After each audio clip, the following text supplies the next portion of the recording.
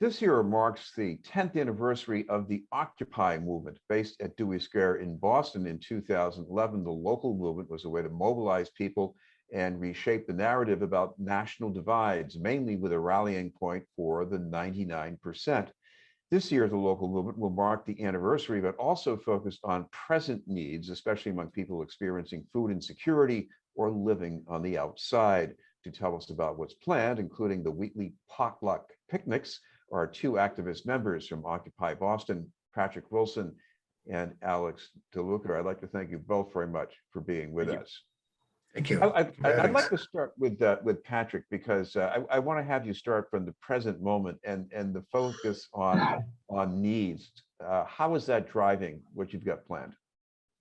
Well, the needs, as Alex was mentioning a moment ago, the feeding of people and the taking care of the people that are houseless in our community is an immediate need in front of us. In what we're doing leading up to the anniversary on September 30th, we've planned events every Sunday afternoon at 12 noon. Where we're going to be feeding people, and we're encouraging people to bring food too, kind of like what we were doing before in Occupy in 2011.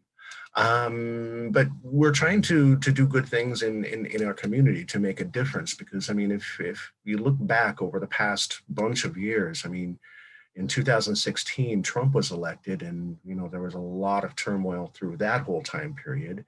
If you look at the past almost 2 years, we've got COVID, and there are all the other problems in our community that haven't changed since 2011. If you look at the situation where we're looking to feed people, back in 2000 and I believe 2012-13, there was a place called Long Island that was closed, and a bridge was taken down when Marty Walsh was in office. And what this did was it left a lot of houseless people that were also involved with Occupy Boston kind of hanging.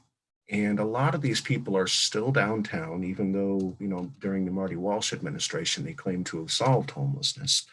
They're still there, and a lot of them have found their way to the Methadone Mile. And as you know, we have worse problems at this point with addiction. So our communities need to heal. And I believe that, at least from my perspective, food and feeding people and gathering people from different organizations, different movements, I think that's the quickest, easiest, best use of our time at the moment in order to build up to September 30th. And, like I mentioned earlier, we're going to be having a General Assembly on September 17th, as well as September 30th, to decide what we do moving forward. Alex, all the negative things going on around masks and casts are getting a lot of attention, but do people need to look at that in a different way, maybe?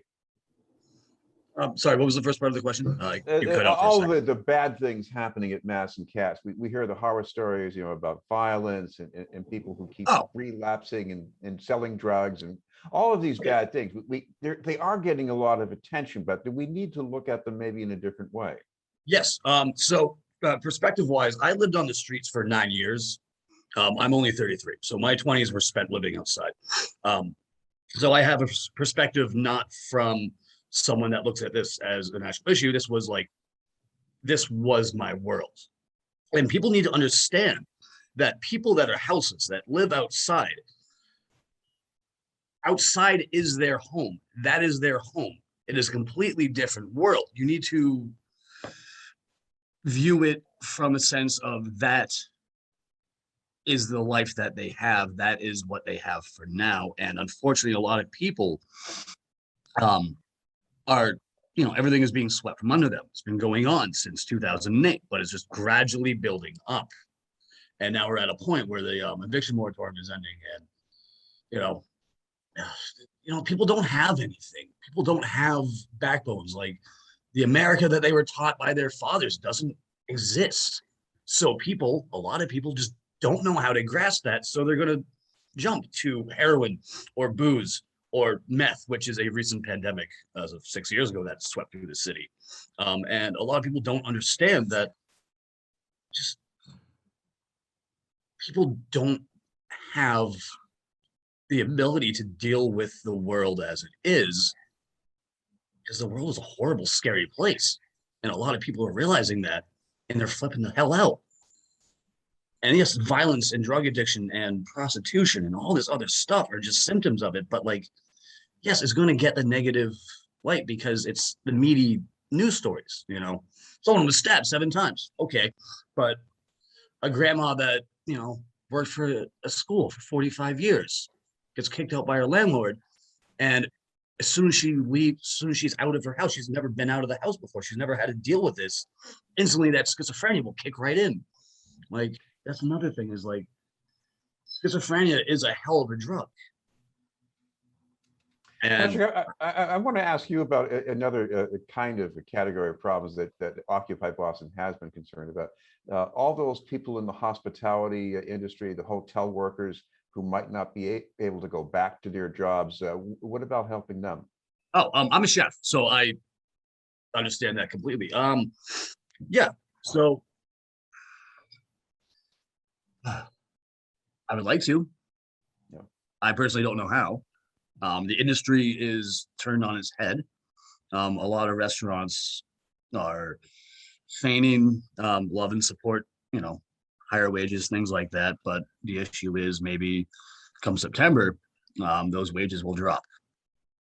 Patrick Wilson, what about just this idea of the kind of human contact that might take place at these picnic events? Does that help people in some way? I believe it helps people a lot of ways. Folks have been, look at the way that the average person's been looking at the world through the last 2 years almost. First we're locked up, then we're told that we might not be able to get a vaccine, until a certain point, and then, so we all wait in line, and then we're at a point where some people want to get it, some people don't. People have different beliefs, and I respect everybody's beliefs. I don't think Occupy has anything to do with choosing, a mask or not a mask, or to vaccinate or not to vaccinate. I'm just saying that our communities have been through a whole lot over these years. And I think that the human contact, above and beyond the direct, trying to put resources out there on the street to help people in homeless situations, I think that above and beyond that, the human contact is important, because like Alex, I was a homeless person a few years before him. I'm a little bit older, but I was homeless myself in the Midwest for a good number of years. And building your way out of that is a really hard thing. But if you have people around you that treat you like, I guess, a normal person that can be helped in some kind of a way or should fit into society, versus being somebody who's just a needy person and nobody wants to be around. There's so many stigmas about all of these things. Alex is right to bring up the issues of drug addiction and jobs and all these other things, because they're things that affect the entire 99%. There's not many of us that are literally a couple weeks without a paycheck and a couple bills, maybe a month and a half away from being in a destitute situation ourselves. So we're all close to that. So I think that by us all getting together, even to another level with the polarization of our communities, I think that real actual communication and contact with people is a little bit different than typing out and putting a meme on a social you know what I mean? So it's that real human contact that I think people need. I think it's a healthy thing. So hopefully, with Occupy, what it is, it's we're trying to set an example by living with direct democracy. That means that I have an opinion about something.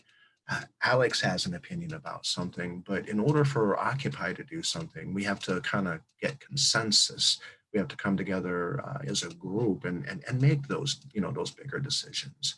I think that that's an example that is a good one to set for the rest of the world, because what it allows for, in a different ways for people to treat each other with a little respect, to actually listen to one another. And they might not agree with every, with every aspect of what that person's issue is, whether it be the environment or this or that, whatever it might be. There's not going to be 100% buy-in. But what I think we find is that we all have more in common than what we ever thought. And a lot of the problems that actually face us come from the same places, and they always have. It's an economic issue before anything else, and that's the root cause of a lot of these other problems that we have. Alex, whether it's taking part in the picnics or helping out with those, or planning for the anniversary, you want people to join in that. Is there a way they can get more details about how to do that? Maybe by going online? Yes, actually, Pat is the resource person for that. Yeah, they can That's go his to department. they can go to the standard old places. I mean, there's always occupyboston.org. We've been getting that back up to speed and updating some things on it. There's a calendar of our events you can find there, as well as links to the event pages. Some of the events are set up on Facebook, although we are sending it out on all social media platforms. Well, thank you both very much for taking the time to be with us, and also for previewing the anniversary. Thank you. Thank you for having us. That was Patrick Wilson and Alex DeLuca from Occupy Boston. We'll have more news in just a moment.